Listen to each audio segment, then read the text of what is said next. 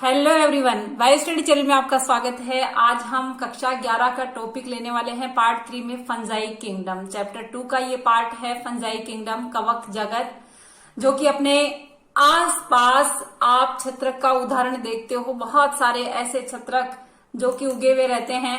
इन छत्रकों को आप बिल्कुल कई बार नोट करते होंगे कि ऐसे छतरीनुमा स्ट्रक्चर कहाँ से आते हैं, कैसे बनते हैं, क्या है इनकी पोषण की क्रिया और क्या इनके वर्क होते हैं। तो गाइज, ये वही छत्रक है मशरूम जिसको कहते हैं, जो कि आप अपने अचार के ऊपर फफूंद के रूप में देखते हो या बरसात के दिनों में आप उगे हुए नोट करते हो। इधर उधर कई जगह ये जो है लगे रहते हैं छत्रक, छोटे छोटे छतरीनुमा स्ट्रक्चर में। जैसा कि आपके सामने है, ये वही छत्रक है जो अपने आसपास परिवेश में आप नोट करते हो।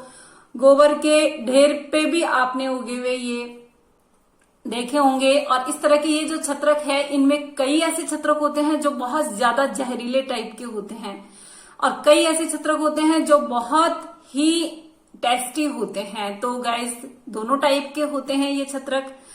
अच्छी प्रकृति के भी होते हैं, यानी खाने योग्य प्रकृति के, पौष्टिक टाइप के भी होते हैं। कई जगहों पे इनकी कृषि की जाती है, खेती की जाती है। इन छत्रकों के बारे में हमारा पार्ट 3 है, लेसन नंबर 2 का। आज हम ये छत्रक या फंगस या कवक जो होती है ये क्या है। ब्लैक फंगस के बारे में भी आजकल आप देख रहे हो कि किस तरह की डिजीज उत्पन्न हो रही है ब्लैक फंगस से। तो गाइज, आज इन छत्रकों के बारे में हम बात करने वाले हैं। ये जो छत्रक, कवक या फंजाई, ये क्या होते हैं गाइज? ये परपोषी टाइप के जीव जगत में एक ऐसा किंगडम है जो कि मृत जीवी कंडीशन में रहता है, यानी कि परजीवी टाइप के होते हैं या परपोषी टाइप के होते हैं ये कवक, जो कि कई तरह की डिजीज भी उत्पन्न करते हैं। और आपने कई बार घर में देखा होगा कि हमारे कोई भी पदार्थ रखा रह जाता है, जैसे कि रोटी है, जैसे कि फल है, इनके ऊपर फंगस आ जाती है, कवक आ जाती है। अचार के ऊपर ऑयल नहीं होने के बाद आप देखते हो कि अचार के ऊपर भी फंगस आ जाती है। ये सारे एक ही प्रकृति के होते हैं कवक, क्योंकि ये परपोषी या परजीवी टाइप के होते हैं। मृत जीवी, डेड मटेरियल के ऊपर ये लगते हैं। ये सामान्य जो है फंगस के ही रूप हैं। छत्रक जो कि आप देखते हो बारिश के दिनों में, ये जो मशरूम है, ये छत्रक है, ये भी वही कवक होती है जो डेड मटेरियल के ऊपर ग्रो करती है। कई बार आपने पत्तियों के ऊपर धब्बे देखे होंगे और वो धब्बे भी परजीवी के कारण, परजीवी फंजाई के कारण ही होते हैं, यानी कि कवक के कारण ही ये होते हैं। अब बात करें कि इनका कहाँ कहाँ किस किस टाइप में यूज हो रहा है या क्या यह जो फंजाई है इनका क्या रोल है हमारी लाइफ में।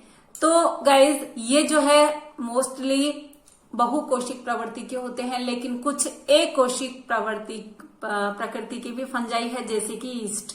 बाजार में ईस्ट का पाउडर भी मिलता है। बहुत सारे बेकरी के प्रोडक्ट्स में ईस्ट का उपयोग होता है। ईस्ट का उपयोग रोटी और बियर बनाने के लिए किया जाता है और कुछ अन्य पौधे और जंतु के अंदर ये रोग के कारण भी होते हैं। देखिए, फंजाई से बहुत सारी डिजीज होती है। कई बार आप बालों में जो रूसी वाली प्रॉब्लम्स होती है गाइज, वो रूसी वाली प्रॉब्लम्स फंगस के कारण ही होती है। दाद, खाज, खुजली, इस तरह की डिजीज होती है, ये भी फंगल इन्फेक्शन होता है। गेहूं के दानों को आपने देखा होगा कि गेहूं के दाने ब्लैक कलर के पाउडरी टाइप के हो जाते हैं, तो वो गेहूं के दाने या किट रोग होता है, जो कि पक्सीनिया फंगस के कारण या फंजाई के कारण या कवक के कारण होता है। लेकिन देखिए, कुछ एंटीबायोटिक्स का प्रोडक्शन भी इनके द्वारा होता है और एंटीबायोटिक्स के प्रोडक्शन में आपने पेनिसिलियम का नाम सुना होगा, जो कि एंटीबायोटिक है और ये एंटीबायोटिक भी कवक से प्राप्त किया गया है। तो फंजाई जो है विश्वव्यापी है, पूरे वर्ल्ड में फंजाई पाई जाती है, कवक पाई जाती है। हवा, जल, मिट्टी, जंतु और पौधों पर ये पाए जाते हैं। गर्म और नम स्थानों पर ये सरलता से उग जाते हैं। कई बार आपने देखा है कि हम भोजन को सड़ने से बचाने के लिए फ्रिज में रखते हैं। बता सकते हो बच्चों कि फ्रिज में क्यों रखा जाता है भोजन? चलिए आप बताइएगा मुझे कमेंट बॉक्स में लिख करके कि भोजन को फ्रिज में रखने से क्या होता है, आप बिल्कुल मेरे को इसका जवाब लिख करके भेजेंगे। मेरे पर्सनल मोबाइल नंबर पर भी आप ये जो है इसका जवाब लिख करके भेज सकते हैं। तो गाइस देखिए कि भोजन खराब क्यों नहीं होता फ्रिज में रखने से, क्या है ऐसा उसमें कि फ्रिज में क्या चीज कंट्रोल होती है। देन ये जो फंगस या फफूंद जो हम देखते हैं घर में किसी भी तरह के भोज्य पदार्थ के ऊपर, अगर आप 2 दिन उसको छोड़ देते हो तो उसके ऊपर जो जाल बन जाता है, जो कवक का जाल बन जाता है, इसकी स्ट्रक्चर कैसी होती है, यानी कि इस कवक की संरचना कैसी होती है, ये फिलामेंटस होती है। बच्चों ध्यान रखिएगा कि धागे, छोटे छोटे धागे, जैसे मकड़ी जाल बनाती है इस तरह से ये जाल बन जाता है फंजाई का, फंगस का।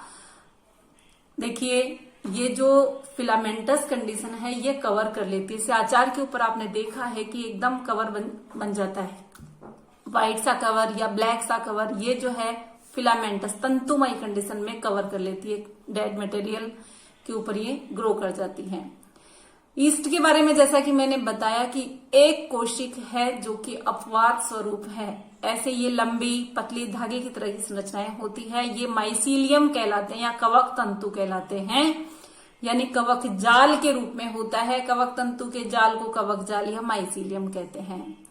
मोस्टली ये जो है सतत नलिकाकार कंडीशन में होते हैं, बहुकेंद्रीकृत अवस्था इनकी होती है। कोशिका द्रव्य भरा हुआ होता है जिसमें बहुत सारे केंद्रक होते हैं, और जब बहुत सारे केंद्रक होते हैं तो इसको सिनोसिटिक या संकोशिकी कवक तंतु कहते हैं।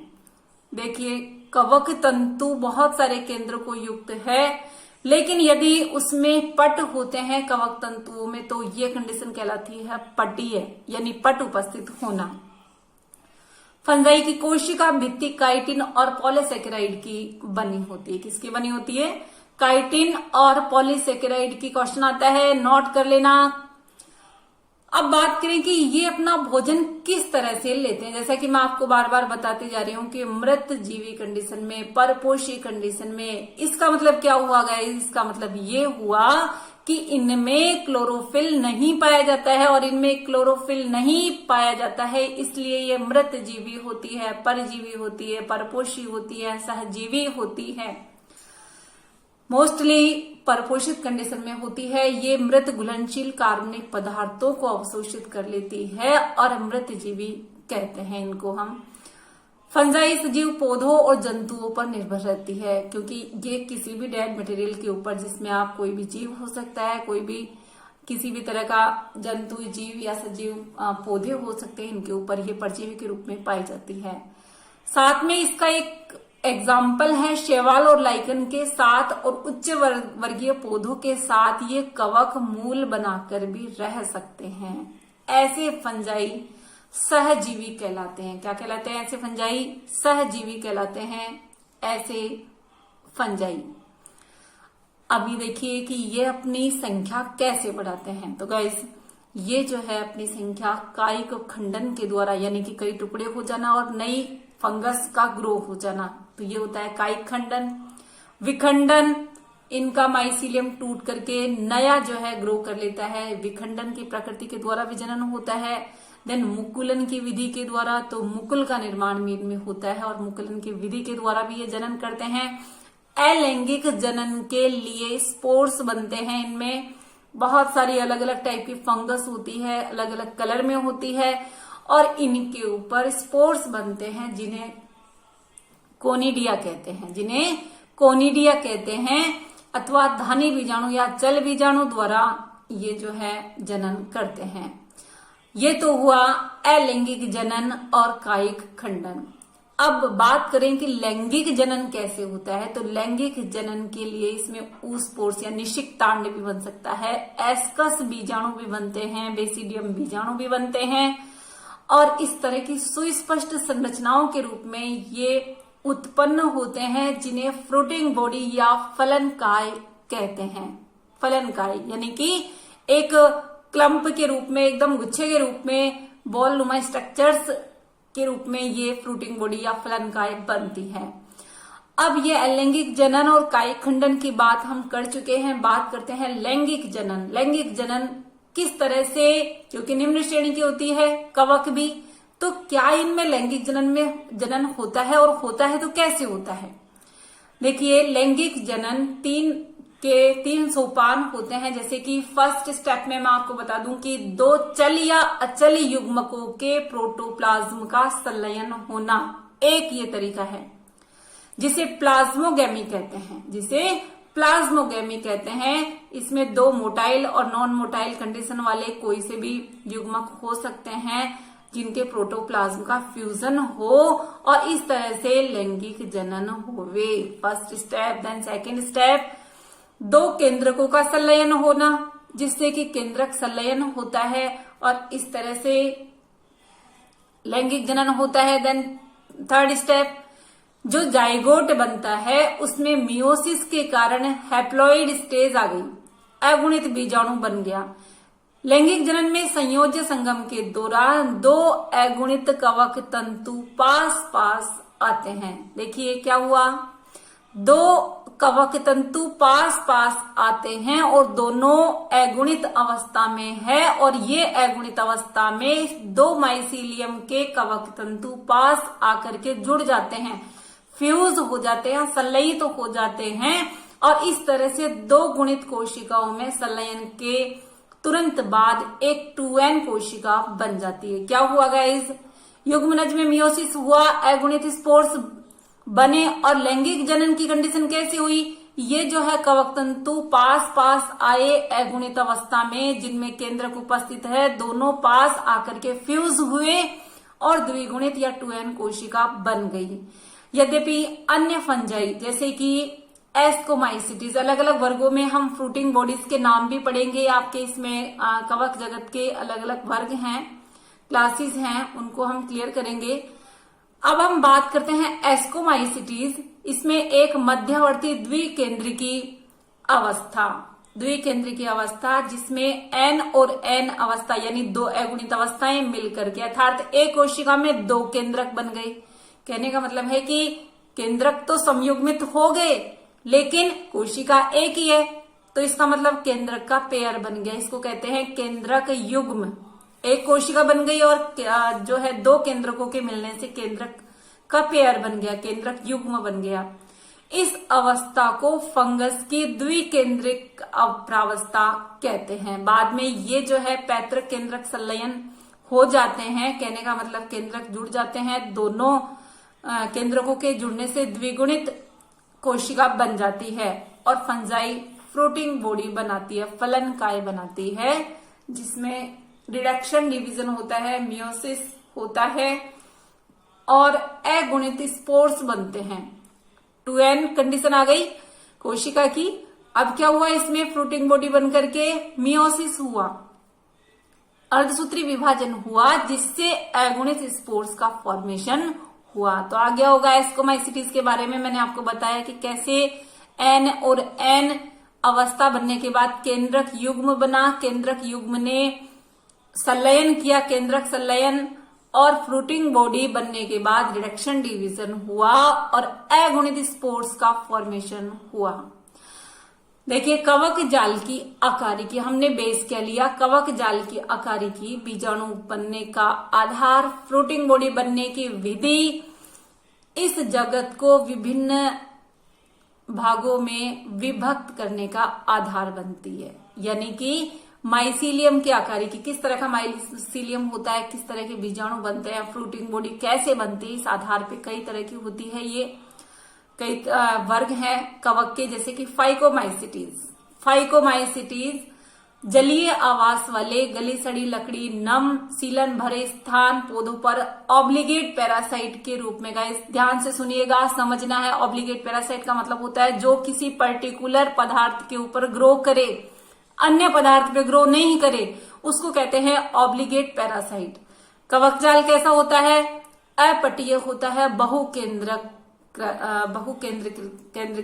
होता है। अलैंगिक जनन चल बीजाणु या अचल बीजाणु द्वारा होता है। बीजाणु धानी में अंतरजातीय उत्पन्न होते हैं, यानी बीजाणु धानी के अंदर उत्पन्न होते हैं। ये दो युग्मकों के संलयन से युग्माणु बनते हैं। इन युग्मकों की आकारी की एक जैसी यानी कि समयुग्मकता पाई जाती है। दोनों युग्मक एक जैसे होते हैं और भिन्न होते हैं तो विषम युग्मक की कंडीशन हो सकती है। इसके एग्जाम्पल्स हैं म्यूकर, राइजोपस। इस तरह के एग्जाम्पल्स मैंने आपको डायग्राम में बताया भी था कि इस तरह का सबसे ऊपर वाला डायग्राम था म्यूकर का। अब है बात एस्कोमाइसिटीज। फाइकोमाइसिटीज के बाद एस्कोमाइसिटीज। एस्कोमाइसिटीज के जो सदस्य होते हैं उन्हें थैली फंजाई भी कहते हैं।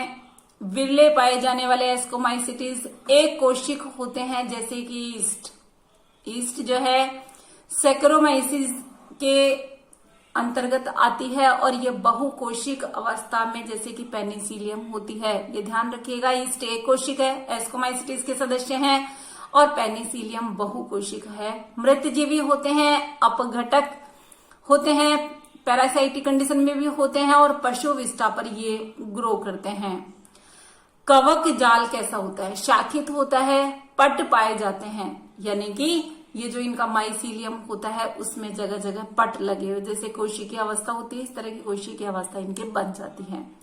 अलैंगिक बीजाणु कोनिडिया होते हैं, मतलब जो अलैंगिक जनन है वो कोनिडिया जैसे बीजाणुओं के द्वारा होता है। जो विशिष्ट कवक जाल कोनिडियो 4 के ऊपर ग्रो करते हैं। कोनिडियम धर लिखा हुआ है, इसका मतलब है कि ये जो है जैसे ब्रांचिंग होती है, ब्रांचिंग के ऊपर कलियां लगती है, ऐसे जो है कोनिडिया ग्रो करते हैं। बहिर्जात रूप से उत्पन्न होते हैं, कहने का मतलब है कोनिडिया सामने दिखते हैं, फ्रूटिंग बॉडी में नहीं होते हैं, इसलिए इनको कहते हैं बहिर्जात, दिखते हुए। कोनिडिया अंकुरित तो होकर कवक जाल बनाते हैं। लैंगिक बीजाणु को एस्कस बीजाणु कहते हैं। गाइस ध्यान रखिएगा, लैंगिक बीजाणु को एस्कस बीजाणु कहते हैं। ये एस्कस में यानी एक गोलाकार ऐसी स्ट्रक्चर जिसमें जैसे दाने भरे हुए होते हैं, ऐसे एस्कस में अंतर जातीय रूप में उत्पन्न होते हैं। एक वचन एस्कस और बहुत सारे इस तरह के जो है बोलनुमा संरचनाएं उनको एसाई, एस्कोमाइसिटीज के अंदर एसाई। विभिन्न प्रकार की फ्रूटिंग बॉडी या फलनकाई में लगी रहती है जिन्हें एस्कोकार्प कहते हैं। इसके एग्जांपल्स है Aspergillus, Claviceps, Neurospora. Guys Neurospora एक ऐसा एग्जाम्पल है जिसका उपयोग आनुवंशिक प्रयोगों में हुआ है। जैव रासायनिक और आनुवंशिक प्रयोगों में बहुत ज्यादा न्यूरोस्पोरा पर एक्सपेरिमेंट हुए हैं, इसीलिए इसको पादप जगत के ड्रोसोफिला के समान प्रसिद्ध माना गया है। इस वर्ग में आने वाले मॉरिल और ट्रफल खाने योग्य होते हैं जो बहुत पौष्टिक और स्वादिष्ट भोजन के रूप में काम आते हैं। Then basidiomycetes. बेसिडियोमाइसिटीज एक ऐसा वर्ग है कवक का जिसमें मशरूम, ब्रैंक फंजाई, पफ बॉल है। ये मिट्टी में लट्ठे या वृक्ष के ठूंठों पर सजीव पादपों के अंदर पैरासाइट के रूप में उगते हैं। आपने कई बार देखा होगा कि प्लांट्स को काट दिया जाता है और प्लांट्स के ठूंठ है उनके ऊपर एक लेयर बन जाती है। वो ठूंठ जो होते हैं उनके ऊपर वो जो लेयर पाई जाती है पैरासिटिक कंडीशन में, ये बेसिडियोमाइसिटीज कवक की होती है। ये जो है किट और कंडिया स्मट रोग उत्पन्न करते हैं। कवक जाल शाखित और पट्टीय होता है। अलैंगिक बीजाणु प्राय नहीं होते हैं। आपको फाइकोमाइसिटीज, एस्कोमाइसिटीज और बेसिडियोमाइसिटीज में अंतर समझ में आ गया होगा कि इसमें जो अलैंगिक बीजाणु है नहीं होते हैं। कायिक जनन खंडन विधि द्वारा बहुत सामान्य तरीके से होता है क्योंकि लैंगिक अंग नहीं होते हैं। लेकिन इसमें प्लाज्मोगैमी विभिन्न स्ट्रेनों वाली 2 कायिक कोशिकाएं या जीन प्रारूप के संलयन से होती है। कहने का मतलब है कि 2 कोशिकाओं का साइटोप्लाज्म जैसे मिल जाता है, इस तरह से इनमें प्लाज्मोगैमी होती है और बनने वाली जो संरचना है वो द्विकेंद्र की होती है जिससे अंततः बेसिडियम बनते हैं। वही बात आ रही है जैसे एस्कोमाइसिटीज में एस्कस बनते हैं, एसाई बनते हैं, ऐसे बेसिडियोमाइसिटीज में बेसिडियम बनते हैं। बेसिडियम में केंद्रक संलयन, केंद्रकों का संलयन होना कैरियोगेमी कहलाता है और फिर मियोसिस होता है जिसके कारण 4 बेसिडियम बीजाणु बनते हैं और ये बेसिडियम बीजाणु बेसिडियम पर बिल्कुल बहिर्जातीय कंडीशन में उत्पन्न होते हैं। बेसिडियम फ्रूटिंग बॉडी में लगे रहते हैं, फलनकाय में लगे रहते हैं जिसको बेसिडियोकार्प कहते हैं। इसके एग्जाम्पल्स है एगेरिकस, ऑस्ट्रिलेगो और पक्सीनिया, ये जो गेहूं पर लगती है वो पक्सीनिया होती है। एगेरिकस यो खाने योग्य मशरूम होती है एगेरिकस। इसके बाद नेक्स्ट वर्ग है ड्यूटेरोमाइसिटीज का। ये ड्यूटेरोमाइसिटीज अपूर्ण कवक होती है। छात्रों ध्यान रखिएगा, अपूर्ण कवक इसका मतलब है कि इसमें कोई ना कोई चीज अनुपस्थित है। केवल अलैंगिक और कायिक प्रावस्था ज्ञात की गई है। जब इस फंजाई की लैंगिक प्रावस्था की खोज हो जाती है तब उसको उचित वर्ग में रख दिया जाता है। यह भी संभव है कि अलैंगिक और कायिक प्रावस्थाओं को एक नाम दे दिया गया हो, उन्हें ड्यूटेरोमाइसिटीज में रख दिया गया हो, लैंगिक प्रावस्था को दूसरे वर्ग में। बाद में जब इनकी कड़ी का पता लगा और फंजाई की उचित पहचान हो गई तब उन्हें ड्यूटेरोमाइसिटीज से निकाल दिया गया। एक बार जब ड्यूटेरोमाइसिटीज के सदस्यों को लैंगिक प्रावस्था का पता लग जाए तो उन्हें एस्कोमाइसिटीज और बैसिडियोमाइसिटीज में सम्मिलित कर लेते हैं। ड्यूटेरोमाइसिटीज केवल अलैंगिक बीजाणु जिन्हें कोनिडिया कहते हैं जनन करते हैं। ध्यान रखिएगा, आपने फाइकोमाइसिटीज पढ़ा, एस्कोमाइसिटीज पढ़ा, बेसिडियोमाइसिटीज पढ़ा, ड्यूटेरोमाइसिटीज के लिए क्या पढ़ा आपने, बिल्कुल नोट करना। अलैंगिक बीजाणु जिन्हें कोनिडिया कहते हैं, इनसे जनन करते हैं। कवक जाल पटीय और शाखित होते हैं। कुछ सदस्य मृत जीवी और परजीवी होते हैं और अपशिष्ट पदार्थों के ये अपघटक होते हैं, यानी कि अपघटन करने वाले होते हैं। इसी के कारण ये खनिज चक्रण में सहायता करते हैं, जैसे कि अल्टरनेरिया, कोलेटोट्राइकम और ट्राइकोडर्मा। इसके बाद थोड़ा सा जो है मैं इंट्रोडक्शन देती हूँ आपको प्लांटी किंगडम या पादप जगत का, क्योंकि आगे वाले लेसन में इसकी कंप्लीट डिटेल आने वाली है। पादप जगत, आपने अभी कवक जगत पढ़ा है। पादप जगत में बच्चों प्लांट्स आते हैं जिनमें यूकेरियोटिक टाइप का न्यूक्लियस होता है, क्लोरोफिल होते हैं और ये पादप होते हैं।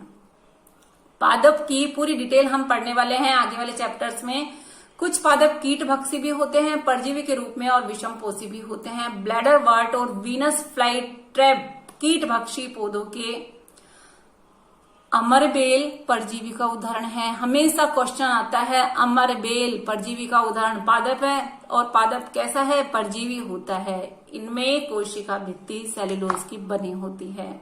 एक बहुत अच्छी सी बात मैं आपको बता दूं कि अल्टरनेशन ऑफ जनरेशन पाया जाता है, क्योंकि बीजाणुद्भिद अवस्था, द्विगुणित अवस्था, जीवन चक्र में दो अवस्थाएं होती है, द्विगुणित अवस्था बीजाणुद्भिद और अगुणित अवस्था युग्मकोद्भिद पाई जाती है। इसलिए इनमें पीढ़ी एकांतरण पाया जाता है। कुछ समय बीजाणुद्भिद अवस्था होती है, कुछ समय युग्मकोद्भिद अवस्था होती है। विभिन्न प्रकार के पादप वर्गों में अगुणित और द्विगुणित प्रावस्थाओं की लंबाई अलग अलग होती है। युग्मनज बनता है और मियोसिस के कारण अगुणित बीजाणु बनते हैं, और यह अगुणित बीजाणु अंकुरित होकर के युग्मकोद्भिद बनाते हैं। जब नर और मादा युग्मकोद्भिद बन जाते हैं तो संलयन होकर के द्विगुणित युग्मनज का फॉर्मेशन हो जाता है। इस तरह से युग्मनज से बीजाणुद्भिद विकसित होता है और इस प्रक्रम को संतति एकांतरण कहते हैं। इसके बाद है जंतु जगत। गाइज, जंतु जगत या एनिमेलिया किंगडम, ये जीव विषम पोषी यूकेरियोटिक होते हैं, जिसमें मनुष्य भी आता है, और बहुकोशिक होते हैं। इनकी कोशिका में कोशिका भित्ति नहीं होती है, क्योंकि सजीवों का ये जगत है, प्राणियों का जगत है। पौधों में कोशिका भित्ति होती है और जंतुओं में कोशिका भित्ति नहीं होती है। भोजन के लिए परोक्ष व अपरोक्ष रूप से पौधों पर निर्भर रहते हैं और भोजन को एक आंतरिक गुहिका में पचाते हैं, यानी एलिमेंट्री कैनाल पाई जाती है। भोजन को ग्लाइकोजन या वसा के रूप में संग्रहण करते हैं। प्राणी संपोषण अर्थात भोजन का अंतर्ग्रहण करना होता है। कहने का मतलब भोजन, प्राणी स्वयं भोजन करता है। उनकी वृद्धि, उनमें एक वृद्धि का एक नियमित पैटर्न पाया जाता है। एक निश्चित वृद्धि, नियत तरीका, नियमित वृद्धि पाई जाती है और एक पूर्ण वयस्क जीव बन जाता है। इनकी सुस्पष्ट आकृति और माप होती है। उच्च कोटि के जीवों में संवेदी और तंत्रिका ऑर्गन्स पाए जाते हैं, और ये जो है सेंसरी ऑर्गन्स बहुत अच्छे से, मोटर ऑर्गन्स इनमें पाए जाते हैं अधिकांश। तो ये जो जीव होते हैं जंतु जगत के, ये चलने में मोटाइल कंडीशन वाले होते हैं, चलने के लिए ऑर्गन्स इनमें पाए जाते हैं। तो आपने पढ़ा जंतु जगत, इसके अलावा कवक जगत और जो प्लांटी जगत है, प्लांट्स का किंगडम है, इन तीनों जगत के बारे में आज आपने अध्ययन किया। गाइस, अगर कुछ भी नहीं समझ में आता है तो आप मुझे कमेंट बॉक्स में लिख करके बता सकते हैं। चैनल को सब्सक्राइब नहीं किया है तो चैनल को सब्सक्राइब कर दें, लाइक शेयर और सब्सक्राइब करें। Thanks for watching. Okay guys.